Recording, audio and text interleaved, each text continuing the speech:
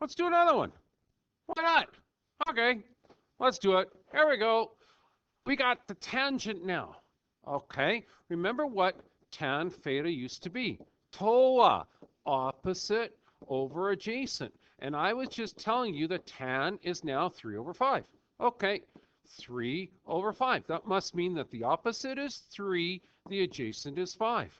Oh, simple. Okay, so let's do a nice little a squared plus b squared equals c squared triangle. But before we can do that, we got to figure out where that triangle is. So where is the angle?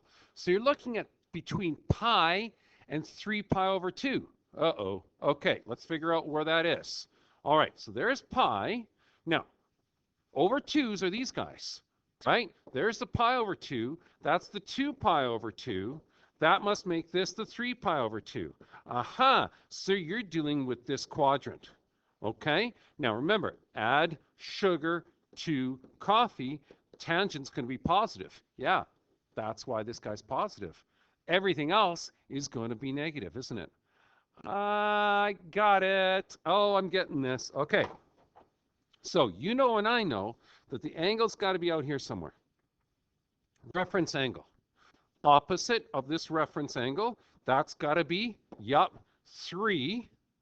And that's got to be 5. Wait a sec. How can that be positive 3 and positive 5? Well, remember, this is tangent, which is opposite over adjacent, happens to be positive because this guy is negative and that guy is negative. They're both negatives.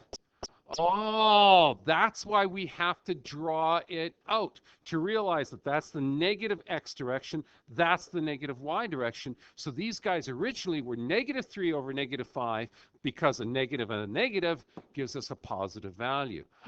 That becomes really important now, doesn't it? Look at the only thing missing. The only thing missing is the hypotenuse. So a squared, negative 3 squared, plus b squared, negative 5 squared, equals to c squared. So okay, there's 9 plus 25. Okay, there's going to give you our c squared, which is really, really quite pretty. Okay, so let's figure this out. All right, 9 plus 25 is 34. This is going to give us our c squared, square root of 34. Now, you should always try to see if we can actually break that guy down, right? So the square root of 34, can we break it down? Well, isn't that 17 times 2? Yeah, it is. Well, nothing's square rootable. So root 34 stays at root 34. So I should get rid of that squared, by the way. Okay? All right. Perfect. Let's go on with life then. Okay? We know that that's root 34. Okay, so let's just draw this quickly so we can write out our trigonometric ratios. Okay. Cast rule time. You know the only one that's positive is your tangent. So this is going to be negative. That's negative. That's negative, that's negative. There's your tan that's positive, and of course its reciprocal is also going to be positive because you're not changing the signs on that guy. Okay, so let's go. We know that the tan is 3 over 5. So the cotangent of this, of course, is 5 over 3. Just flip it. All right, now let's figure out the rest of them. Eyeballs, you're staring at the opposite. The opposite over here is going to be negative 3. So sine is negative 3 over, root 34, which just kind of is ugly, isn't it? But don't forget, you can rationalize this to become negative 3 root 34 over 34, right?